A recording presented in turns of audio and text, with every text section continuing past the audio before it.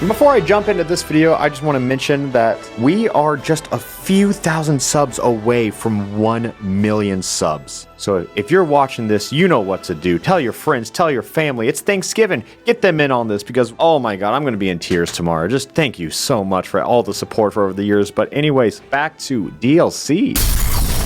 On December 7th, everything changes. Smash Bros. Ultimate is out, and we have a little over 70 characters to play with, which is an insane number. And on top of that, they're giving us at least 5 more DLC characters. And so I'm here to fantasize and speculate over who those 5 characters might be. And I'm going to break this video up in 2 separate parts, because there are characters I want to be the DLC characters, and then there are characters who I think will be the DLC characters. Does that make sense? So this top 10 video is pretty much going to be 2 separate top 5 videos. And first, I would like to talk about who I think realistically has a shot to be a Smash Bros. DLC newcomer. And I'm gonna have to ask you guys to press that like button down below to fight off all the dislikes I'm about to get after saying this next thing, but Minecraft Steve.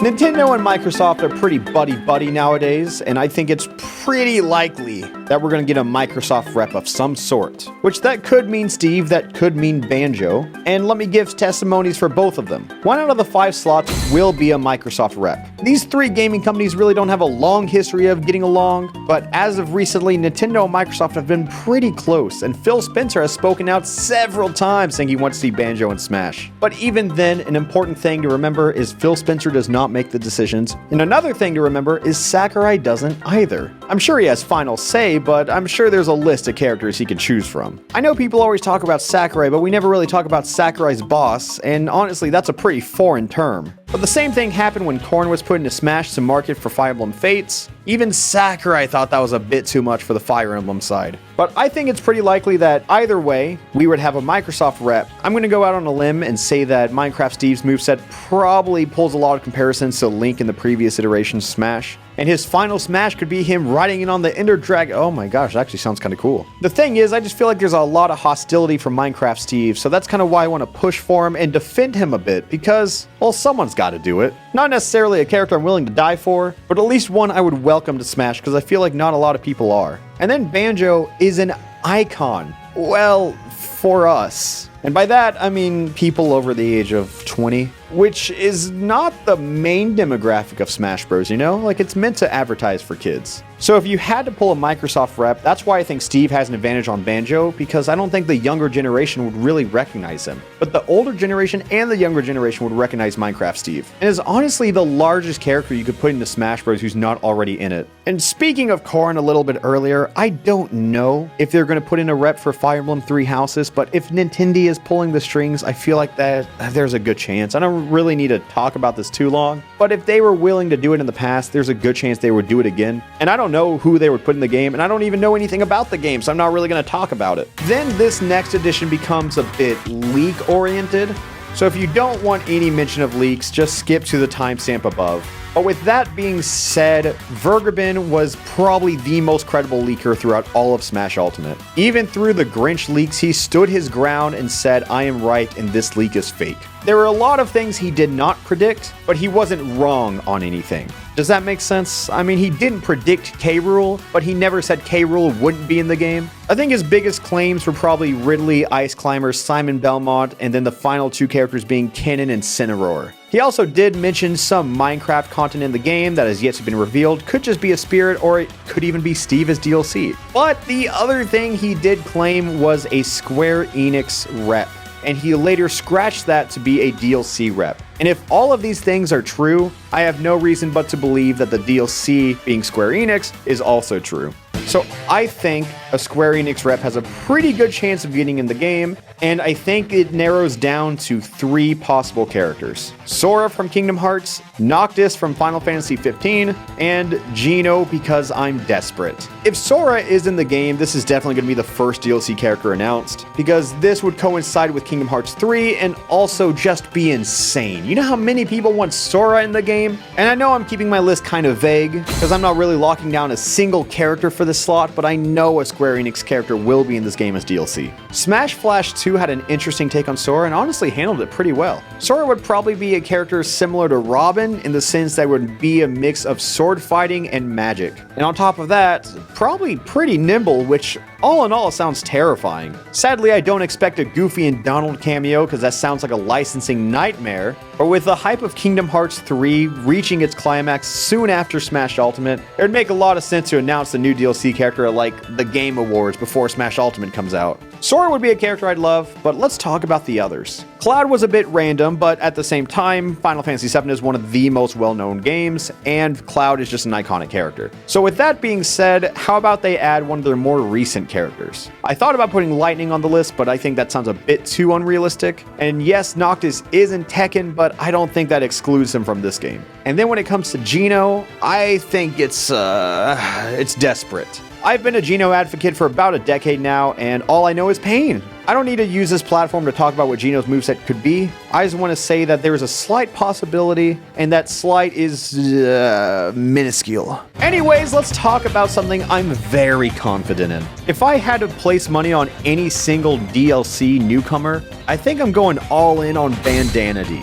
After playing Bandana Dee in Smash Flash 2, I fell in love with that character. I thought his moveset was fun, original, and, well, inspired. People always say he's Goomba with the hat, but we have a piranha plant in the game, so that argument honestly lost a whole lot of credibility. But Sakurai includes every single detail possible into every little animation that the character does. And being that there's not a Waddle Dee in the background of King Dedede's final Smash, I definitely feel like there's a chance for Bandana Dee. On top of that, he's the last of the Kirby squad. So even though Sakurai isn't hands-on with the Kirby series in modern day, I still feel like there's a special spot to add Bandana Dee. Again, if Nintendo's pulling the strings with Star Allies recently coming out and probably tons more Kirby games in the future, I think there's a huge shot for Bandana Dee. With Square Enix and a Microsoft rep, they need some Nintendo counterbalance, and I think Bandana Dee would be a great place to do that. And then brings me to Xenoblade Chronicles, which if you know anything about me, it's that I utterly love this series. I desperately wanted Rex in the game alongside Pyra and Mithra, but Sakurai told me that the development document was closed before DLC, before Xenoblade 2 came out, and we just have to deal with it. He did give us a Mii costume of Rex, but I don't necessarily think that disproves it. Anyways, I'll get into that later. I think if they so desperately want to pull it from a Xenoblade game, Xenoblade X is probably the best way to do it. There's a variety of characters, albeit not as iconic as Pyra Mithra or even Shulk, but Elma would be an excellent choice. I'm a huge advocate of Xenoblade both 1 and 2, but I will be honest, I did not finish X. I just think Nintendo has a hard-on for porting every game on the Wii U, and if Xenoblade X is next, this is how you promote it. People decide to play Fire Emblem because they played Marth, people decide to play Xenoblade Chronicles 1 because they played Shulk, and the cycle continues onward and onward with every edition. We even have people playing Castlevania now while they wait for Ultimate. So I think the Smash Bros. Marketing plan is in full force, and Elma could be a top contender for a DLC slot for Smash Ultimate, and thus concludes the 5 characters who I think have a great shot at being DLC. And now let's take a step towards the not so realistic direction. I was pretty objective with those first 5, but nope, bias is out. I mean, I think I'm pretty bad at not being biased, but anyways. Joker from Persona 5 is now my #1 most wanted character for Smash Ultimate. Alpharad, what changed? You didn't want him in your last list. Well, I didn't beat Persona 5 back then. I'm a different person now, and I want Joker in the game. Persona 5 is a genuine masterpiece of a video game, and my favorite game by far. It has an immersive world, beautifully created characters, and just a compelling story from start to finish. But anyways, I'm not here to sell you about the game, I'm here to tell you why I want Joker in the game. 1, because I love Persona 5. 2, because Joker would be a great character. 3, Persona 5 music in Smash Bros. I don't even care if you've played the series at all, but imagine counterpicking to a stage and whipping out this song. You never see it come back. Yeah, this is the soundtrack, or imagine this song.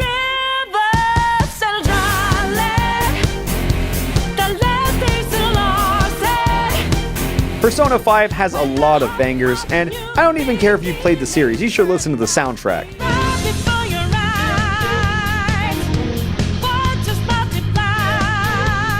With that being said, put the soundtrack in Smash. I don't care, but let's talk about Joker for a second. Joker is known as a wild card, which means he can have any persona he wants, which, actually, it's too much to explain. Just imagine a big floating Pikachu next to you as you capture them all. But Joker can have multiple personas, while having one iconic persona being Arson. I don't think his moveset should be centered around multiple personas. His final smash would be an all-out attack, and oh my gosh, that would just be beautiful. Just have 3 random team members in the... oh no, I can't even think about it. Just be beautiful. Again, did I mention Persona 5 music in Smash Bros? Joker would have a lot of combat moves. He does have a cool knife, and he has a cool gun. So I think it's safe to say that he would be a quick and nimble sword fighter character, but with a very small sword. He would probably have his normals based around hand-to-hand combat, with a couple moves involving his knife. I don't know if you'd map it to your specials or how'd you do it, but I probably imagine a gun of some sort making his way into his moveset. And if you really want to get faithful to the series, you could make his gun trip people, which, that would be obnoxious, but faithful. Then there's a chance to possibly center his specials around Arson, but I don't really have it in me to think of a moveset, but Sakurai is. He said it himself that he played Persona 5 and loved it, and he even decided to model the Smash Ultimate menus around Persona 5, which if you've played the game, you can see the parallels very easily. I think I gushed about Persona 5 long enough, so let's move on to my next unrealistic character. I'm back. Rex, Pyra, and Mithra from Xenoblade 2. If you want to go watch my other video where I talk about my top 10 requests for Smash Ultimate, or Smash Switch as I called it at the time, go ahead. Go watch me get 0 out of 10 characters correct. So that's why I split this list up. I'm hoping I'm at least a little bit right this time. We have a Chrom Mii costume, and I don't know if Sakurai put that in to tease me, but it at least makes me think that Mii costumes do not deconfirm fighters. And Sakurai made it very clear he wanted to put Rex in the game, but the time restraints just did not allow for it. So with that being said, I think there's definitely a case for him to be one of the latter ends of the DLC fighters, because it could have been a little psych out, it could have been a nod, I don't know what it was, but I'm just still hopeful. I don't know if I'm ignorant to assume that the DLC wasn't decided at the same time as the final roster, but I'm at least holding to the last strand I have to put characters from one of my favorite games in Smash, which is kind of just what my list is. And I've already talked about Sora a lot, so I'm not going to hold on this too much, but I have played Kingdom Hearts since, like, the first game came out, which if you don't know, was a long time ago, and I've been waiting for Kingdom Hearts 3 since I finished Kingdom Hearts 2, and I'm 22 years old, and I've been playing this game since I was in elementary school. Don't get me heated about this. I've been waiting for Kingdom Hearts 3 for a very long time, okay? So I'm gonna enjoy it. And you know what I enjoy more? Sora in Smash Bros. End of statement.